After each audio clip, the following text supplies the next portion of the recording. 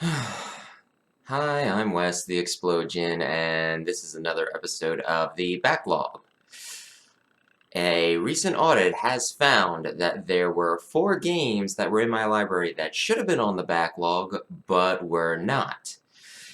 In my defense, though, 2 of them, Fitness Boxing and the Taiko drum game, I kind of thought were just games that you played when you played. I didn't think that there was an average playtime for them, but according to HowLongToBeat.com, there was. So they go on the list.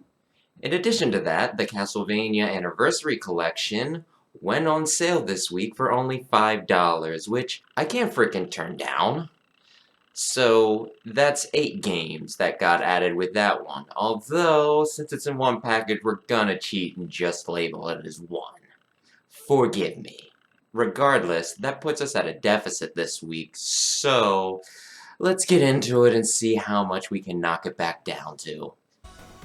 This is the game that drew attention to my mistake.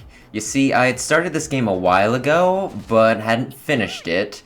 So I knew it was supposed to be on my list, but when I went and looked at my backlog, it was not. So that led to me comparing my Switch library with my spreadsheet, and that's where I noticed the games that weren't on it currently. So let's start with the obvious question here. Why did I start this game and not finish it? You see, I like beat 'em ups and I like way forward games, so this game ticks both of those boxes.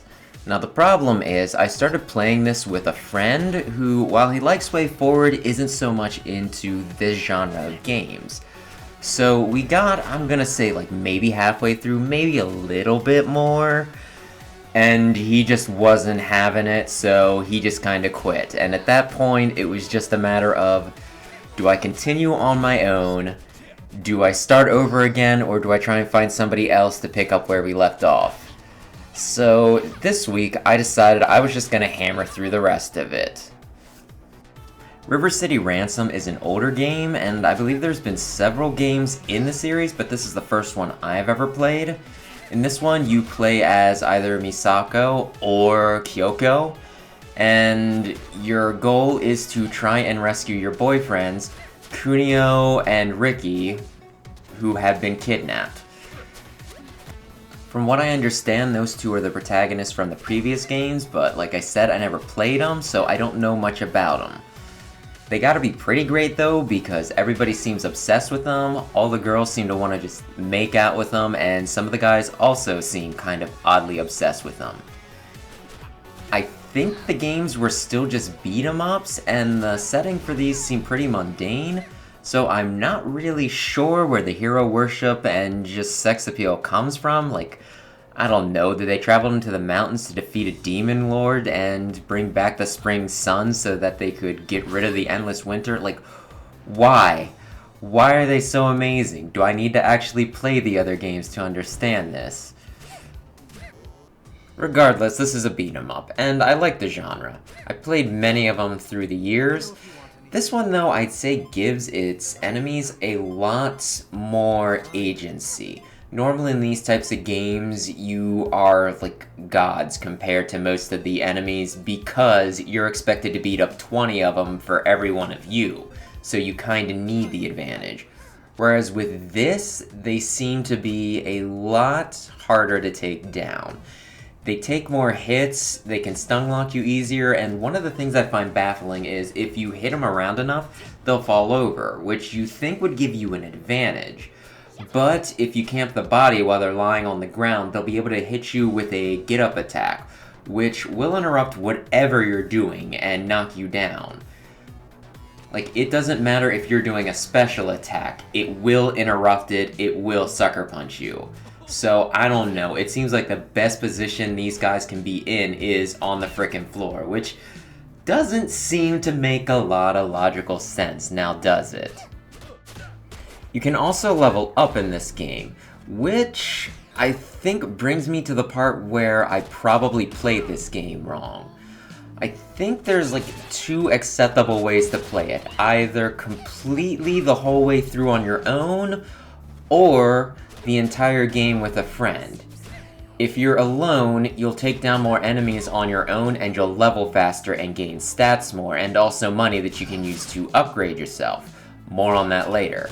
Whereas with 2 players, it's easier to crowd control because you can take people from like 2 angles, and you can also revive each other if you fall. If you get like a spare minute anyway. There is a time commitment to it. As you can probably guess, that means that me playing half the game with a friend and then playing the second half on my own put me at a huge disadvantage. It took me a little while to find my footing, but I do feel like playing through it on my own, I learned the controls and just like the strats and techniques to get through the game a lot easier. And I believe I was also saying that there are upgrades in this.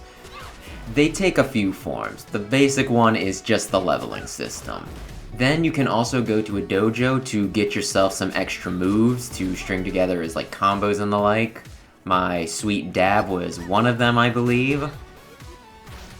There are also accessories that you get throughout the game, which you can equip 2 of them at once and they provide various buffs.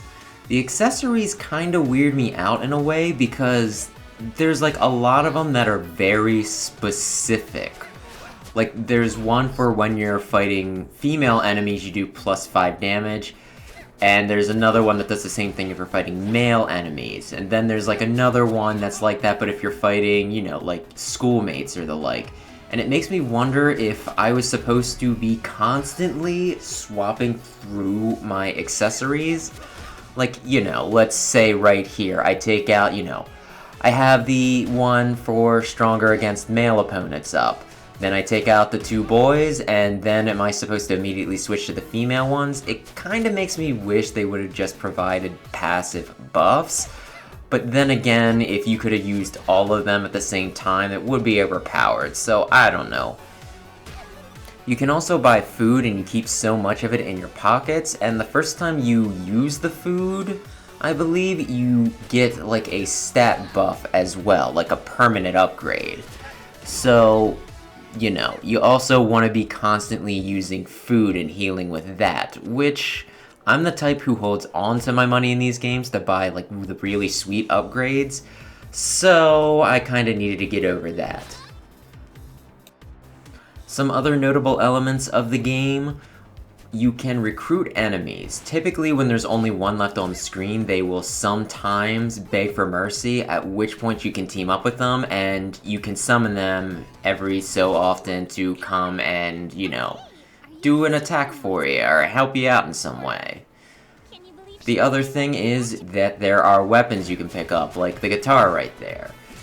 They just seem to knock people down and aren't really all that helpful. You can't really do combos and stun lock opponents, so I don't think they're all that great.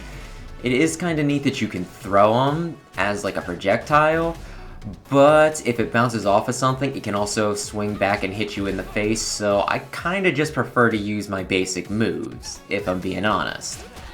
Now, overall, I'm not sure how I really feel about this game, because I wanted to like it a lot more than I did, but I think because of the way I played it, I didn't give it enough of a chance. I think if I played it again, and I had a better idea of what I was doing, plus I played it one style consistently, I think I'd have a lot better of a time, and lo and behold, wouldn't you know it, this does have a New Game Plus, and you can get an alternate final boss battle, so I'll probably end up doing that at one point. The entire game only took me, like, I think 5 hours was my playtime, so it's not like it's the biggest commitment either. So, yeah. I will return to this, probably before too terribly long. Taiko no Tatsujin. This one kinda surprised me a bit, because I thought it was just a game that you played, but when I looked it up, it actually did have an average complete time. So that meant that I had some work to do. This is a drum-based rhythm game, which is not my strong suit, so I'm not really sure why I picked it up, but I have no regrets at the same time. There's several different control schemes. Originally, I tried using the Joy-Cons, but I wasn't swinging it the right way for one of the hits, so I swapped over to a controller, which was probably the lamer way to play it, But, like I said, I'm not a rhythm game genius and aficionado, so that seems like the way to go, at least for me to be able to get through it. Now, these types of games kind of live or die based off of the music library, and I gotta say, I am kind of impressed with this. Like, the big ones are there's pop music, there's anime music, and there's video game music, which this was made by a video game company. That last one's probably not too hard to pull up, but all the licensing with like the pop and anime stuff, that might have been a little tricky. I was very pleased with like the variety there. They had a lot of, stuff that is just kinda classic, like Cruel Angel's Thesis from Evangelion and Chala Head Chala from frickin' Dragon Ball. You know the ones, don't even pretend you don't. The one for me that was a pleasant surprise that I swear I knew about when I picked up the game, but that was probably over a year ago and I'm just now getting around to play it, was Alola from the Sun and Moon Pokemon anime. I watched that thing subbed when it first came out because I didn't feel like waiting for the damn dub, and it's been a while since I heard it, so playing that and even being able to interact with it here really made my night. Now, as you can probably see by looking at the screen, there's two ways to hit the drum. You can either hit in the center, that's the red hits going on, or you can hit the edge with more of a tap, that's what the blue ones are. That's just simple enough that even someone with me that is not rhythmically gifted could manage to get through all of these songs on normal without restarting, at least after I swapped to an actual controller rather than trying to use the damn Joy-Cons. The game also has a party mode, which are just a bunch of rhythm-based minigames, so think kind of like the minigames in Mario Party, but you do it to more of a beat.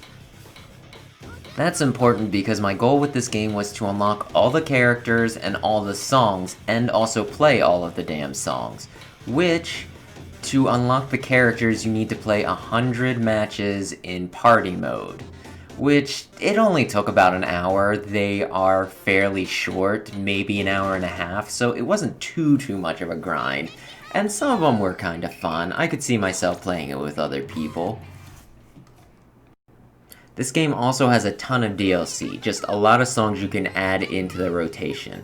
Some of them are free, which I picked those up because why the hell not, and then I also bought 2 song packs, one for One Piece because One Piece is awesome, and the other for Undertale because Undertale has really good music. That's what I'm playing here, just in case it's not obvious. I don't think Toby Fox claims songs, so I figured this was like the one set of tracks that I could get away with playing without getting copyright claims, so thank you Toby Fox, pray for my safety on this. Overall, this is just a very, I'd say, simplistic rhythm game. It's a lot easier to do just the 2 types of buttons or strikes, however you end up playing it, than it is to do like the 4 directions or other crazy button schematics that some other rhythm games have. And the song choice is very Japanese. So if you like rhythm games and you're a weeb, this might be the game for you.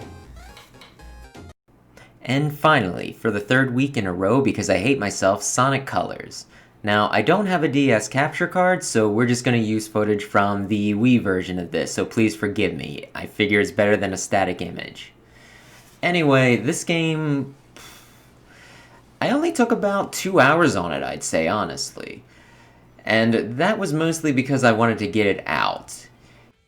You see, there's 6 main areas. Each one has 2 acts and then a boss battle. But they also have 2 extra missions. Each mission is just replaying a previous act, but with an extra challenge, like a time trial or taking down so many enemies. Now, I only played the first of these missions because all it seemed to do was get me an extra cutscene that didn't amount to much, and I didn't really feel like playing any of the levels again, especially right after I had just completed them. There is also a Chaos Emerald for each area. To get that, you just clear a stage with 50 rings in your possession, and then you can get to the bonus stage. Now, I got like 3 or 4 of the Chaos Emeralds, but after that, if I missed one, I didn't really feel like going back and grinding through an area until I managed to, complete the damn bonus. So that's all I did. Now you might be wondering, if there's 6 areas and 7 Chaos Emeralds, where'd the last one come in? Well, there's a multiplayer mode where you race, and you can just do it with a computer as well. So if you clear one of those with 50 rings, that's where you get the 7th. That mode seemed pretty miserable, so I only ever tried it like a few times and then just said screw it. Now, the whole thing does seem doable, so I might go back and try and complete the game with all the Chaos Emeralds for the secret boss later. But, end of the day, I beat the 6 areas, then I went on to fight Surprise Surprise Eggman, which was not as much of a pain in the ass in the DS version as it was in the Wii version, and I completed the game. I mean, I saved all the wisps, so can I really feel bad? There wasn't an ominous cutscene or anything at the end. At least not that I saw. Another thing worth noting is it seemed to recycle cutscenes more or less, so I didn't really feel the need to watch everything after I just the previous week cleared like the main game, the main version of this. But yeah, if you like classic Sonic stuff more, just the 2D things, this might be fun. You might not get that much out of it just because of how short it is, but then again, if you're looking for more content, you can always tackle a bunch of the extra challenges and the like. So, I don't know, maybe, maybe not. Either way, I didn't hate it, and like I said, I might go back to it again. If there was one main caveat, I would say that it was they brought back the frickin' roller coaster for whatever reason. My gosh, that thing fucking sucks. And because I promised, the Splatfest results. In case you didn't watch last week, Splatoon 2 was running a Splatfest for 2 days. It was Super Mushroom versus Superstars, as you can see on the screen. Now, here come the results. Like, I could hardly believe this. I figured that Superstar would be more popular, but wow, it got over double what Super Mushroom did. But, typically, as it shows above, the more popular team is not the one who wins. Now, let's just give them a moment to determine whether 1 or 2 is the bigger number. And voila, Super Mushroom wins. That's how pretty much all of them go. One side gets the popular vote, and the other two actually win more. So you can kind of metagame it, honestly. Try and predict which one is going to get more people signed up, and then just go for the other one. I'm guessing that the more popular one just gets the more general players, whereas the other one gets the more tryhards. Maybe they even are stinking metagaming it, like I said, and trying to predict which one is more likely to win and siding with that side. Which seems a little lame, but to each their own. As a side note, I love the little back and forth here. Originally, they were always supposed to have this dynamic, but when they translated it into English, for whatever dumb reason, they made Marina a lot more antagonistic to Pearl, and it just made both of them unlikable, especially Marina. I'm glad they finally ironed out their frickin' personalities to make them consistent. I would also like to say that I did make it to Super Mushroom Queen, so I was happy about that. And also would just like to say, whoever made the damn stage with the damn inflatable bouncy pads can eat my ass on a hot and humid summer's day. One other thing worth noting this week, I got through another book, Kafka by the Sea by Harumi Murakami. Upon further reflection, I really do like this book. I enjoyed it a lot. The main plot of the story follows a kid named Kafka, or at least that's what he's calling himself, who runs away from home at the age of 15 and tries to find a new life for himself, making his way to a private library in a city quite a while away. There's also another plot that goes on, which is about a guy named Nakata who can talk to cats. He used to be very smart, but due to an accident when he was a kid, isn't anymore. He's very simple, but very nice and genuine. Odd number chapters follow Kafka, even number chapters follow Nakata. You can tell that the person who wrote it was very into just the arts in general. There's a lot of references to music and also a lot of references to literature. Should be obvious just from the title, Kafka, because that's a famous author. The guy was very well read, and so were his characters. One of the big themes is blending of boundaries. There's like a more literal sense in the book for that one, but there's also a, big theme of metaphor and reality kind of bleeding together. Where does one end and one begin? If somebody's like really big into literature and reading and the like, I think they'd really enjoy this book, but I do have to warn you. There are several sex scenes which vary in graphicness, so, no good Puritan boys and girls reading this one. There are also some aspects of the book that I didn't totally get, but an interview with the author did say that this is a book that you're supposed to read multiple times and you get more and more of the picture each time you read. I'd love to recommend this to more people, so that way, they could read it and we could actually discuss it and try and figure out some of the finer points. But I'm not sure of too many people who would dig this book. The author seems to be pretty along my wavelength, so to speak, so I can't see too many of the people I associate with actually liking this book as much as I did. But if you're interested, it's pretty dope. So now we go into the final count. We added 5 games this week and only cleared 3 of them, so that puts us at a deficit of 2. That puts us back at 141 games. And I really hate ending further back than I started, so this really kinda bugs me. But all I need to do to correct it is to clear out 2 games for the next week. Part of the reason why I did this so late, I'm actually editing this the morning it goes up, is because up to the last minute I was trying to knock out one short little game, but I just did not have it in me this week. So this week I feel a little defeated, although technically the games other than Castlevania were always there, I just didn't have them recorded, so I shouldn't feel too bad. This is a fun little thing to get me to actually chew through my list. I probably shouldn't treat it as a frickin' sentence, you know what I mean? So, that'll do it for this week. Thanks for watching. If you like this sort of thing, maybe subscribe and stick around, and I'll see you next week with whatever the hell I get up to.